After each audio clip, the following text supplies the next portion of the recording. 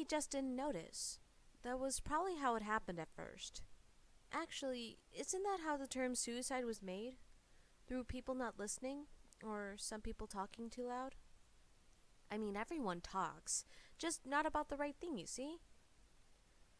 He remembered.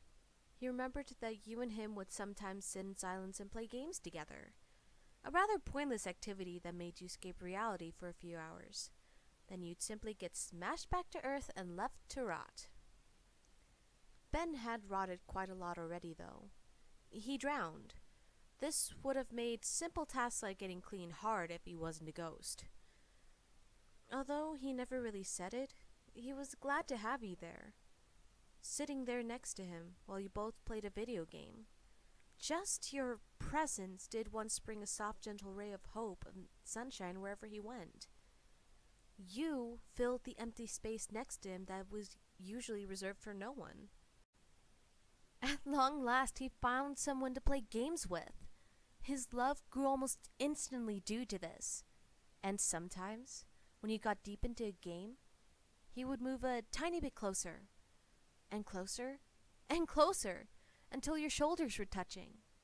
You never noticed, of course. He loved you, but this was a skinny love. No words said of such feelings. He stood there, staring at the large cobblestone. A few words printed in Times Roman. Here lies Nomine, a beloved daughter and a good friend.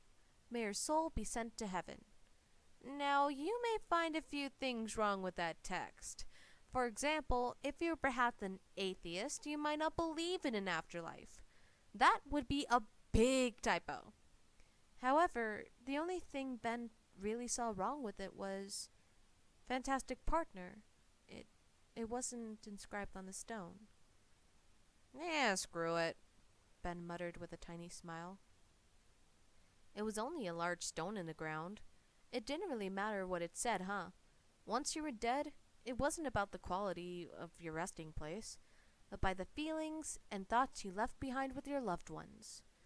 But this was somewhat important to Ben.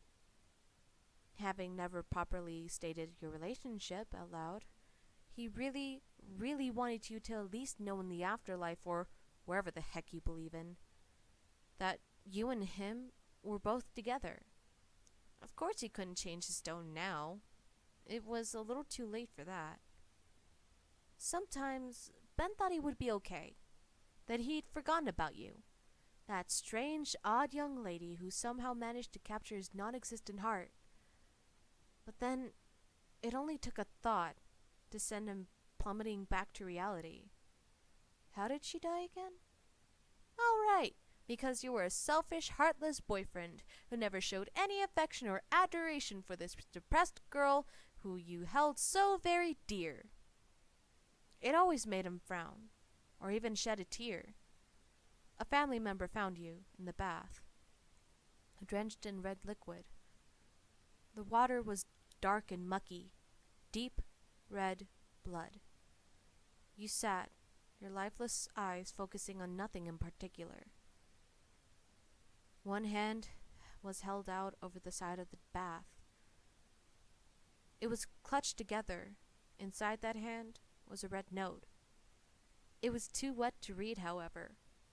Your dying words couldn't even be read. The little girl trotted up behind Ben. Ben stared absently at the game he was playing. Ben? I drew you this picture of Nomine, she stammered out, unsure of his reaction. The faceless man in the background put down his paper a tad bit for a second, to keep watch on the girl. Ben paused the game, then turned to the picture with an unamused face. Ben slowly took the childish drawn paper off the little girl. It was stick men and woman people. Only one stick woman had wings and a halo. His breath hitched slightly before going back to normal. I don't care, Sally. Ben shook his head and returned to the game. The faceless man raised his voice, trying to get him to be nicer to Sally. Ben, don't. I said I don't care! He yelled, eyes wild and angry as he glared at Sunderman. Do you hear me? he barked, throwing the controller on the floor and walking out of the room quickly. Sally started to cry, burying her face in her hands. Slenderman sighed softly before going to comfort the girl. Ben slammed the door to his room, putting on loud music like an obnoxious teen. Heck, he was an obnoxious teen. Jane was busy reading a book when she heard loud death punk / screamo. She jumped up, rolling her eyes angrily. Ben! She shouted, knocking on the door. Turn it down! No answer. Ben, She opened the door only to have a game case thrown at her head.